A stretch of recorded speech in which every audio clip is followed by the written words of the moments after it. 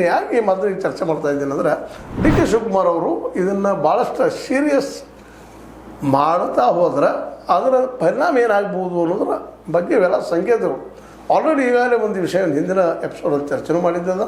ಈ ವಿಷಯ ತೆಗೆದುಕೊಂಡು ಸಿ ಎಮ್ ಅವ್ರು ತಪ್ಪು ಮಾಡಿದ್ರೇನೋ ಅನ್ನುವಂಗೆ ಇಂಡೈರೆಕ್ಟಾಗಿ ಅವರ ಪ್ರತಿಸ್ಪರ್ಧಿ ಸತೀಶ್ ಜಾರಕಿಹೊಳಿ ಅವರು ಮಾತಾಡೋದನ್ನು ಗಮನಿಸಿದಾಗ ಈಗ ಎಚ್ಚರಿಕೆಯನ್ನು ವಹಿಸಬೇಕಾಗಿದ್ದು ಡಿ ಕೆ ಶಿವಕುಮಾರ್ ಅವರು.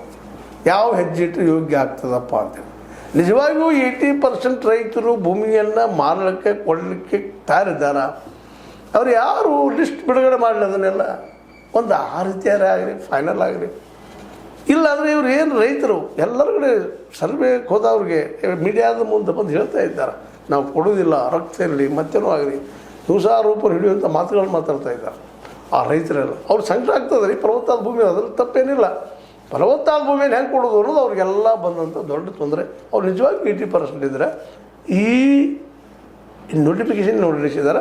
ಇದರಿಂದ ಹಿಂದೆ ಸೇರಿದ್ರಲ್ಲೇ ಡಿ ಕೆ ಶಿ ಅವರಿಗೆ ಜಾನ್ತನದ ಅಂತ.